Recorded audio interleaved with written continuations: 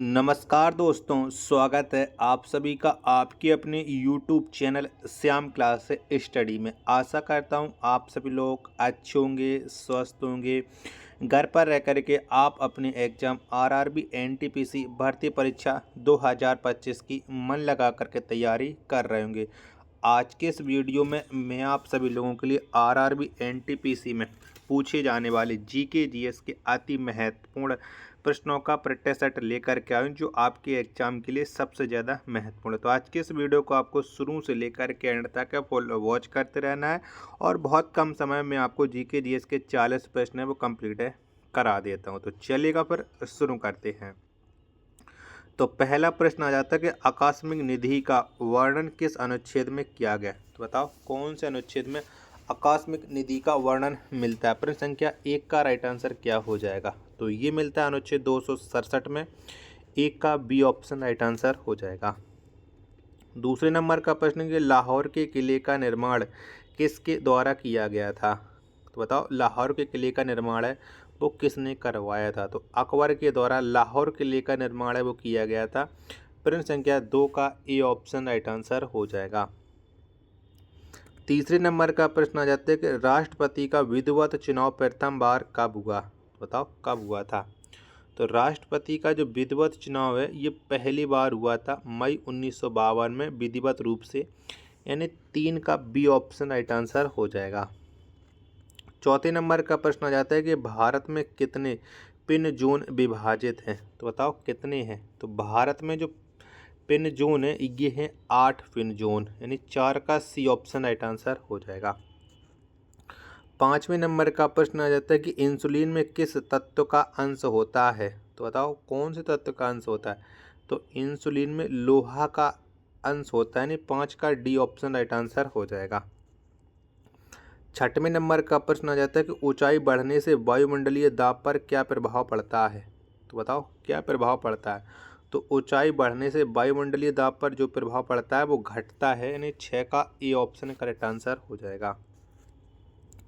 सातवें नंबर का प्रश्न आ जाता है कि सबसे पहले राष्ट्रीय आपात की घोषणा कब की गई। तो बताओ कब हुई थी। तो सबसे पहले जो राष्ट्रीय आपात की घोषणा की गई थी ये की गई थी 26 अक्टूबर 1962 में।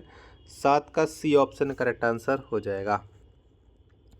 आठवें नंबर का प्रश्न आ जाता है कि बान झील कहाँ पर स्थित है। तो बताओ कौन से देश में ये बान झील स्थित है। तो बान झील जो स्थित है वो तुर्की में है। 8 का ए ऑप्शन करेक्ट आंसर हो जाएगा। 9वें नंबर का प्रश्न आ जाता है कि मादक पेय पदार्थों में कौन सा तत्व पाया जाता है। तो बताओ कौन सा तत्व मिलता है मादक पेय पदार्थों में। तो इनमें मिलता है प्रोपाइल एल्कोहल, यानी 9 का B propyl alcohol ethyl alcohol मिलता है, यानी 9 का बी ऑप्शन करेक्ट आंसर हो जाएगा। वीडियो पसंद आ रही होगी तो प्लीज़ आप लोग वीडियो को लाइक और चैनल को सब्सक्राइब करना बिल्कुल ना भूलें। और 10वें नंबर का प्रश्न है कि मोपला विद्रोह 1951 में कहाँ हुआ था। तो मोपला विद्रोह 1951 में ये मालाबार तट पर हुआ था। 10 का बी ऑप्शन करेक्ट आंसर हो जाएगा। 11वें नंबर का प्रश्न है उत्तरी अवंती की राजधानी कहाँ थी। तो बताओ कहाँ पर थी। तो उत्तरी अवंती की जो राजधानी थी ये थी उज्जैन। 11 का डी ऑप्शन करेक्ट आंसर हो जाएगा। 12वें नंबर का प्रश्न आया कि सर्वप्रथम जजिया कर किसने लगवाया था। तो बताओ सबसे पहले जजिया कर वो किसके द्वारा लगवाया गया था। तो मोहम्मद बिन कासिम ने सबसे पहले जजिया कर लगाया था। 12 का ए ऑप्शन राइट आंसर हो जाएगा। 13वें नंबर का प्रश्न आ जाता है कि मानव निर्मित प्रथम तत्व कौन सा है। तो बताओ मानव ने सबसे पहले कौन से तत्व को बनाया है। 13वें प्रश्न का आंसर आपको बताना है। जब तक मैं आपको ऑप्शन दिखा रहा हूँ तब तक आप लोग वीडियो को लाइक करके चैनल को आप लोग सब्सक्राइब वो जरूर कर लीजिएगा। प्लीज़ ज़्यादा से ज़्यादा आप लोग हमारे चैनल का सपोर्ट कीजिएगा। तो बताओ कौन सा तत्व है जो मानव के द्वारा निर्मित है किया गया। 13वें प्रश्न का राइट आंसर तो ये पोलोनियम है। 13 का ए ऑप्शन राइट आंसर हो जाएगा। 14वें नंबर का प्रश्न आ जाता है कि राष्ट्रकूट वंश की स्थापना किसके द्वारा किया गया, यानी किसने राष्ट्रकूट वंश की स्थापना की थी। तो ये स्थापना की थी दंती दुर्ग ने। 14 का डी ऑप्शन राइट आंसर हो जाएगा। 15वें नंबर का प्रश्न आ जाता है तारिक उल हिंद की रचना किसने की थी? तो बताओ किसने की थी? तो तारिक उल हिंद की जो रचना की थी वो रचना की थी अल बरूनी ने, यानी 15 का बी ऑप्शन राइट आंसर हो जाएगा। 16वें नंबर का प्रश्न है कि दिल्ली स्थित अशोक के स्तंभ का पता सर्वप्रथम किसने लगाया? तो बताओ किसने लगाया था? तो दिल्ली स्थित अशोक के स्तंभ का जो पता सर्वप्रथम लगाया था वो टी फैंथलर ने लगाया था। 16वें प्रश्न का ए ऑप्शन राइट आंसर हो जाएगा। 17वें नंबर का प्रश्न आ जाता है कि हिंदी साहित्य का स्वर्ण काल किस मुगल शासक के काल को कहा जाता है? तो बताओ कौन से मुगल काल के शासक कहते हैं हिंदी का स्वर्ण काल? 17वें प्रश्न का राइट आंसर क्या हो जाएगा? तो ये कहा जाता है अकबर को। 17 का ए ऑप्शन राइट आंसर हो जाएगा। 18वें नंबर का प्रश्न है कि दीवान ए वाकूफ की रचना किसने की थी? तो बताओ किसने की थी? तो दीवान ए वाकूफ की जो रचना की थी वो की थी जलालुद्दीन खिलजी ने। 18वें प्रश्न का डी ऑप्शन राइट आंसर हो जाएगा। 19वें नंबर का प्रश्न है कि भरहूत स्तूप का निर्माण किसने करवाया? तो बताओ किसने कराया था? तो इस स्तूप का जो निर्माण करवाया था वो अशोक ने करवाया था। 19 का सी ऑप्शन राइट आंसर हो जाएगा। वीडियो पसंद आ रही होगी तो प्लीज़ आप लोग वीडियो को लाइक और चैनल को सब्सक्राइब करना बिल्कुल ना भूलें। 20वें नंबर का प्रश्न है कि हर्मिट ऑफ शिमला किसे कहा जाता है? तो बताओ किसे कहते हैं? तो हर्मिट ऑफ शिमला ये ए ओ हुम को कहा जाता है। 20 का बी ऑप्शन राइट आंसर हो जाएगा। 21वें नंबर का प्रश्न है कि ब्राह्मणों पर जजिया कर सर्वप्रथम किसने लगाया? तो बताओ किसने लगाया? तो ब्राह्मणों पर सर्वप्रथम जजिया कर जो लगाया था वो फिरोज तुगलक ने लगाया था। 21वें प्रश्न का ए ऑप्शन राइट आंसर हो जाएगा। 22वें नंबर का प्रश्न आ जाता है किस मुगल शासक के काल को मुगल काल का स्वर्ग युग कहा जाता है? तो बताओ किसके काल को कहते हैं स्वर्ण युग? 22वें प्रश्न का राइट आंसर क्या हो जाएगा? तो ये शाहजहां के काल को कहते हैं। 22 का बी ऑप्शन राइट आंसर हो जाएगा। 23वें नंबर का प्रश्न है किसके शासनकाल में मनसबदारों की संख्या सबसे अधिक थी? तो बताओ किसके समय थी मनसबदारों की संख्या सबसे अधिक? 23वें प्रश्न का राइट आंसर तो ये थी औरंगजेब के समय में। 23 का डी ऑप्शन राइट आंसर हो जाएगा। 24वें नंबर का प्रश्न अकबर ने इबादत खाना को कब बनवाया था? तो बताओ कब बना था अकबर के द्वारा इबादत खाना? 24वें प्रश्न का राइट आंसर क्या हो जाएगा? तो 1575 में अकबर ने इबादत खाने का निर्माण करवाया था। 24 का सी ऑप्शन करेक्ट आंसर हो जाएगा। चलिएगा अगला प्रश्न है आपके सामने प्रश्न संख्या 25 है कि राज्य हड़प नीति का संबंध किससे है? तो बताओ किससे संबंध रखती है राज्य हड़प नीति? तो इसका संबंध लॉर्ड डलहौजी से। 25 का डी ऑप्शन राइट आंसर हो जाएगा। 26वें नंबर का प्रश्न है कि तंजौर के बृहदेश्वर मंदिर का निर्माण किसने करवाया था? तो बताओ किसने करवाया था? तो तंजौर के बृहदेश्वर मंदिर का जो निर्माण करवाया था वो करवाया था राज राजा प्रथम ने, यानी 26 का ए ऑप्शन करेक्ट आंसर हो जाएगा। चलिएगा अगला प्रश्न अब आपके सामने है प्रश्न संख्या 27 कि मुगल चित्रकला की शान किसके शासनकाल में सबसे अधिक थी?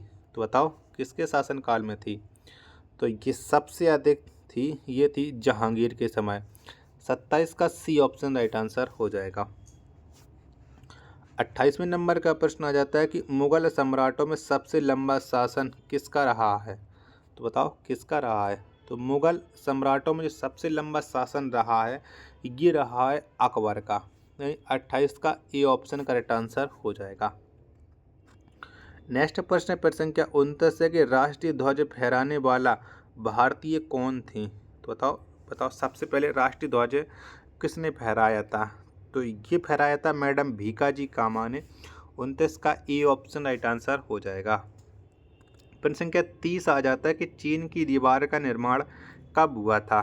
तो बताओ कब कराया गया था चीन की दीवार का निर्माण? तो 221 ईस्वी पूर्व में चीन की दीवार का निर्माण हुआ था। 30 का बी ऑप्शन राइट आंसर हो जाएगा। 31वें नंबर का प्रश्न आ जाता है कि भारत का सबसे पुराना विश्वविद्यालय कौन है? तो बताओ कौन सा है? तो तक्षशिला विश्वविद्यालय ये भारत का सबसे पुराना विश्वविद्यालय है। 31 का ए ऑप्शन करेक्ट आंसर हो जाएगा। 32वें नंबर का प्रश्न है कि दीवान ए कोही की स्थापना किसने की थी? तो बताओ किसने की थी? तो दीवान ए कोही की स्थापना मोहम्मद बिन तुगलक ने की थी। 32 का सी ऑप्शन राइट आंसर हो जाएगा। 33वें नंबर का प्रश्न आ जाता है किस अधिवेशन में हिंदी को सर्वप्रथम राष्ट्रभाषा के रूप में प्रस्तुत किया गया? तो बताओ कौन से अधिवेशन में हिंदी को राष्ट्रभाषा के रूप में प्रस्तुत किया गया था? तो ये किया गया था बेलगांव अधिवेशन में। 33 का बी ऑप्शन राइट आंसर हो जाएगा। 34वें नंबर का प्रश्न है कि ओदंतपुरी विश्वविद्यालय की स्थापना किसने की थी? तो बताओ किसके द्वारा हुई थी? तो ओदंतपुरी विश्वविद्यालय की स्थापना की थी वो की थी गोपाल ने। 34 का डी ऑप्शन राइट आंसर हो जाएगा। 35वें नंबर का प्रश्न आ जाता है कांग्रेस के प्रथम अधिवेशन की अध्यक्षता किसके द्वारा की गई? तो बताओ किसने की थी?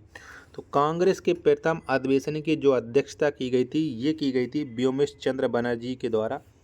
35 का सी ऑप्शन राइट आंसर हो जाएगा। 36वें नंबर का प्रश्न है तारिक ए फिरोज शाही किसकी कृति है? तो बताओ ये किसकी है? तो तारिक ए फिरोज शाही जो कृति है वो ये जियाउद्दीन वर्नी की है। 36 का ए ऑप्शन राइट आंसर हो जाएगा। 37वें नंबर का प्रश्न है अकबर ने जजिया कर को कब समाप्त किया? तो बताओ कब समाप्त कर दिया था अकबर ने जजिया को? तो इसे 1564 में कर दिया था। 37 का सी ऑप्शन राइट आंसर हो जाएगा। 38वें नंबर का प्रश्न आ जाता है कि नूरजहाँ के बचपन का नाम क्या था? तो बताओ क्या था? तो नूरजहाँ के जो बचपन का नाम था वो था मेहरू निसा, यानी 38 का बी ऑप्शन राइट आंसर हो जाएगा। आशा करता हूँ कि आपको ये वीडियो पसंद आई होगी, तो प्लीज़ आप लोग इस वीडियो को लाइक और चैनल को सब्सक्राइब करना बिल्कुल ना भूलें। मिलते हैं एक और नेक्स्ट वीडियो के साथ, तब तक के लिए धन्यवाद। जय हिंद, वंदे मातरम।